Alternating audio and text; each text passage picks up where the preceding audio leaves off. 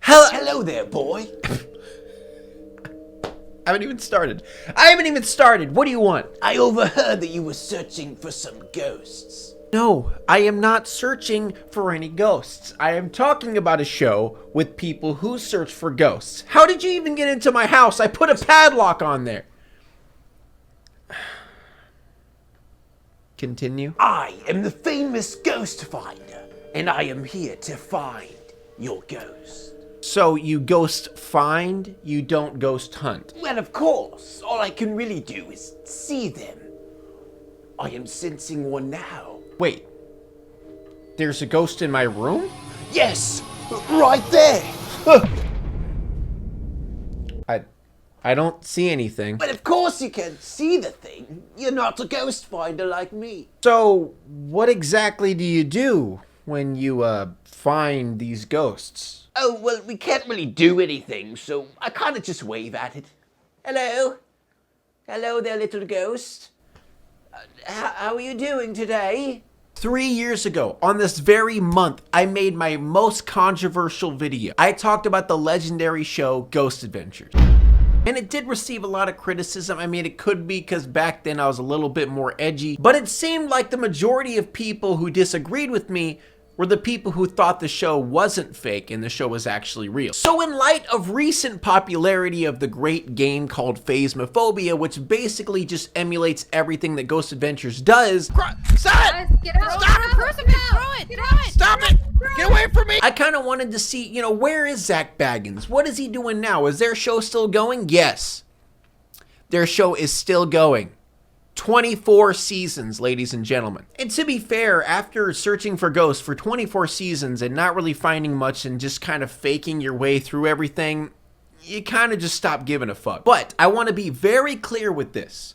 Even though this show is completely fake, it is some of the most entertaining shit you could find. I don't know, something about full-grown men running around an empty room and trying to figure out situations in order for it to make it seem like there is ghost activity here is just hilarious. And honestly, watching the show, realizing that it's fake, makes it that much more entertaining. It's almost like I was watching a parody of their own show. So enough of me talking about it. I want you guys to witness this for yourself. So let's go through an episode of the newest season and we'll just see how much of a train wreck it really has become. We have worked years to build our credibility, capturing groundbreaking proof of the paranormal. See, every intro of this show, they always mention the groundbreaking evidence. Where is this groundbreaking evidence I have never seen? I just want to mention to you guys, I watch this show a lot, okay? There's no groundbreaking evidence. We're here for the apartments upstairs. There are people living there. There are some other apartments that are abandoned. Oh, so you mean vacant apartments? Yes, I was just wondering if you guys had any abandoned apartments available for purchase. No? So apparently the building that they're going to search for ghost evidence is a saloon that was around in the early 1900s, and apparently there's a bunch of documented murders up in the apartment area. So then a homeless guy walks up to them and just starts talking to them about he heard voices like way down the road.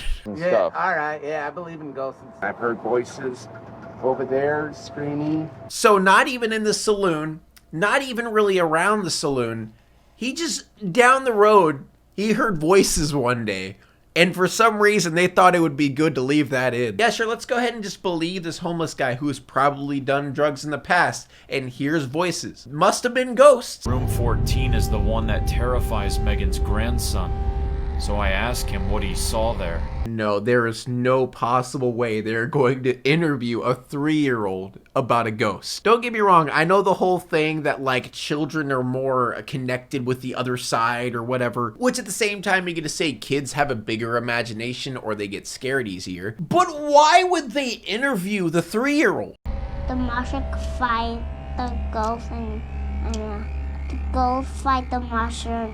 Could the ghost and the monster be manifestations of victim and killer? You know what, Zach?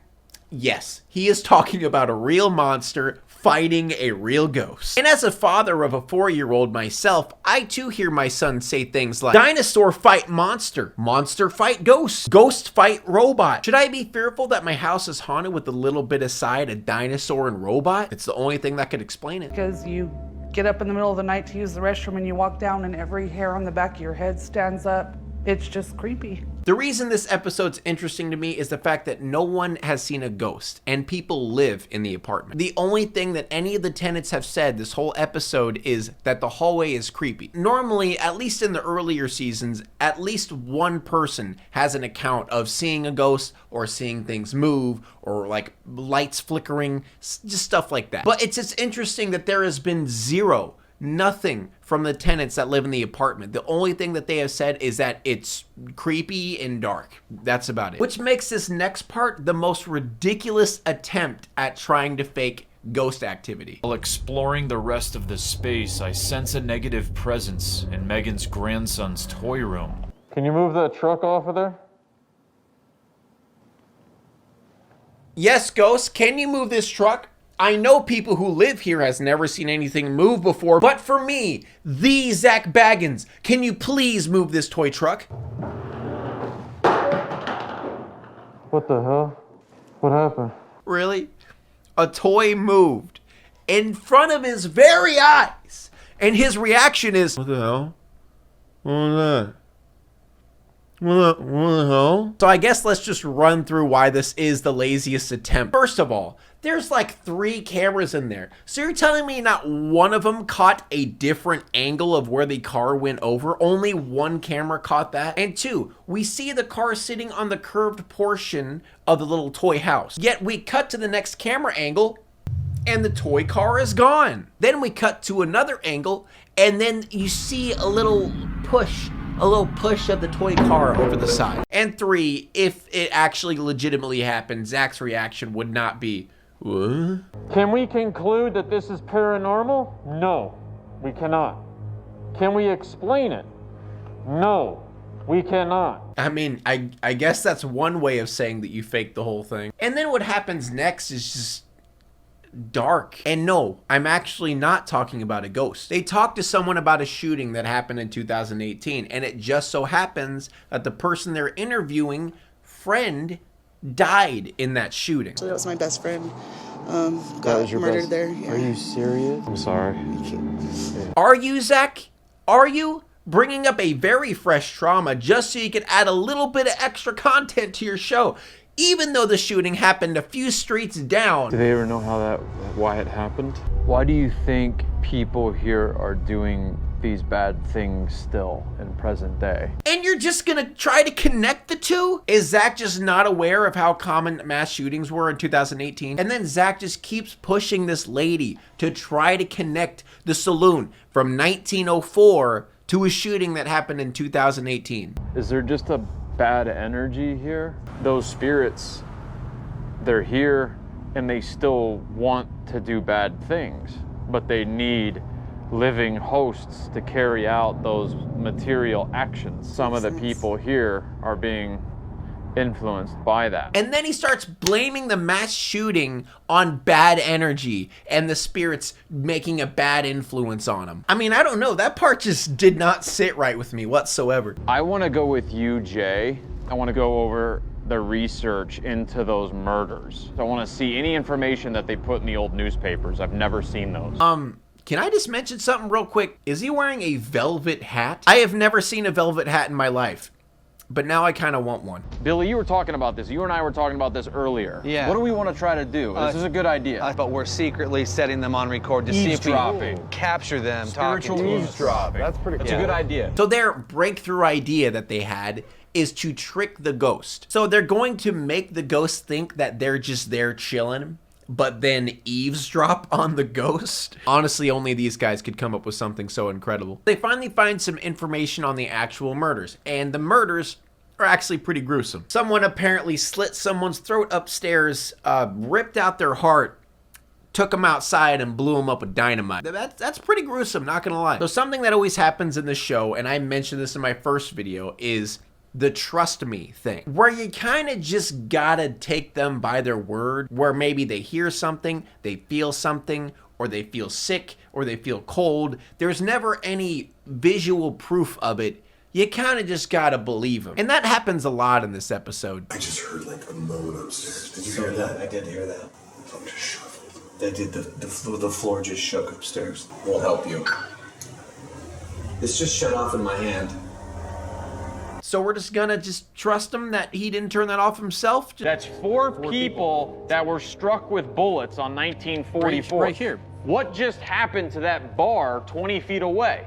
Oh, Zach, my boy, what are you doing? Are you really trying to connect a shooting from 1944 to a shooting in 2018 just because they were in the same town? The violent events of the past is on a constant loop. Makes total sense. And when you get the right kind of emotional energy in you, and you enter inside of this loop when it's active, it's going to drive you to do exactly as it did in the past. Scary. Honestly, it's so entertaining watching these guys try to form these ridiculous connections to try to make sense of this. They're just really trying to force that it's Ghost. It's not just coincidence that these happened 60 plus years ago. It's Ghost. And that whole thing just makes this show that much more entertaining. Very, very sinister spirits here that are looking for the right person that can do the job and carry out this loop of activity, of violence. So I guess we could just chalk up every mass shooting to just a ghost influencing someone to do it. Are we allowed to arrest a ghost? Okay, I heard everything. You're coming with me. Wait, whoa, I didn't do anything. Yes, you've been a naughty boy, haven't you? Come with me.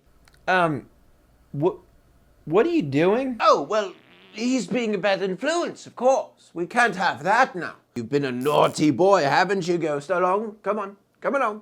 Let's go. Here's regular speed. Go upstairs and I can cut you. Yeah. The aggression in the voices. I felt aggression when I was up there yesterday. Okay, so that's just someone talking, and then they distorted it in post. It's really not that hard to do. Oh, that crazy or what? Like, I can't tell you like what I'm feeling listening to that. What was that? Did you hear that? Yes. Did you hear that? Yes, it was loud. That was like right out of the bat, like. It's so good because it just turns into a bunch of grown men screaming at nothing, and then while they're screaming, they're trying to figure out in their head what they're screaming about. Whoa! Did you hear that? It was... That's what it sounded like. Whoa. Something else that is really funny to see happen is them chaining off of each other. So you know when you do like improv comedy stuff, when someone makes a joke, you bounce off that joke and you continue that joke together. And honestly, what they are doing is improv. So anytime someone feels something or sees something or feels cold temperatures or anything like that, they all start chaining off of it. And they're like, oh, yeah, me too. I saw that. Did you hear that? Yes. Did you hear that? Yes, it was loud. The vision of the lady in the black dress right here. Dude, I'm telling you. Face is all up. Oh my God! Did you hear that? No voice with my own ears. Still, you heard that. I heard it too. Everybody calm down. Oh. Just me, or did it get ice cold? It's scary. And It's cold. It got cold. Oh man, this show does not deserve to be this fun. Something really funny about Zach and Aaron is Zach always sends Aaron to go do the scariest shit. Like me, for example, I give him credit, you know, they got balls going in some dark area and searching for ghosts because I'll be honest, I'd be shitting my pants regardless. But Zach is always the scared one. He always sends Aaron to do something. But this time, Aaron stands up for himself and he's like, no, you go.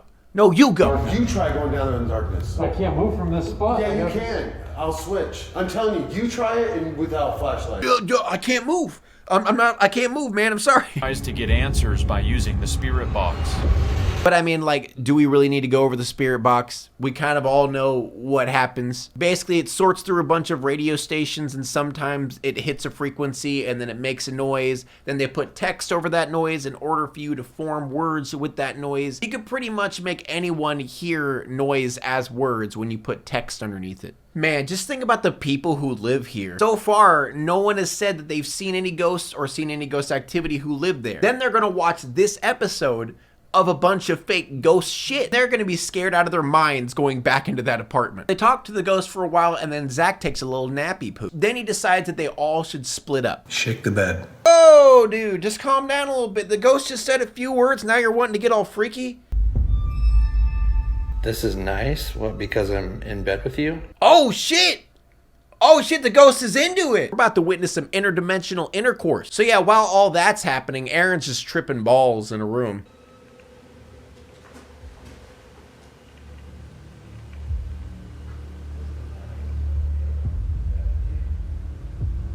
You're right there, bud. You okay? So they sit around for a while, and the only thing that really happens is interdimensional sex and Aaron tripping balls. That seemed to be the only thing until... Cheers. I was sitting in the kiddie chair, and when I got up, I didn't realize that the kiddie chair stuck to my butt, and some point in time when I stood up, it must have fallen. We debunk as being this small kiddie chair getting stuck on my rear end. Yes, Zach Baggins gets scared about his ass getting stuck in a chair. God damn it, this show is so good. And if you think that part is good, oh boy, just wait. Jay? Yeah. What was that? What is that? That's down there, dude. Ball! How did the ball get down there? There's no way. So a ball rolls down the stairs. Scary. I would honestly shit my pants if that happened in a dark area. But guys, get ready. We're about to break down how ridiculous this section is. First of all, just how Zach explains the situation is just hilarious. After further analysis of our X-camera footage, we discover Billy accidentally trips into the toy truck and bumps into the ball, creating a domino effect which leads to the ball rolling down the uneven floorboards. It seemed that Billy tripped on a toy truck, which then caused a domino effect. That truck then rolled into that ball, which then rolled down the old wooden floor, and then it finally reached the stairs, which it then bounced down each stair individually, which that is why we were terrified.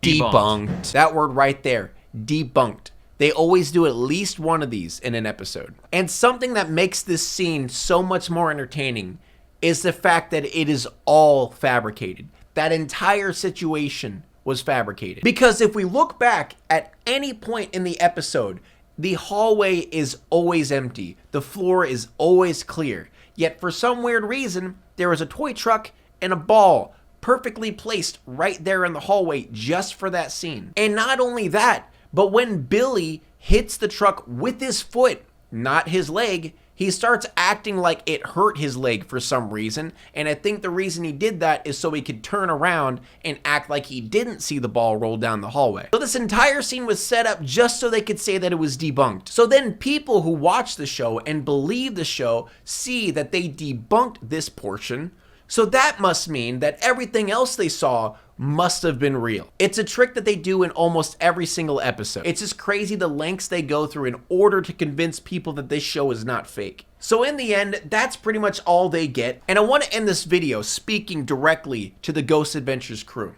Please, stop trying to make it seem real. I don't care. Like, honestly, I don't care because it's entertaining. But just accept it.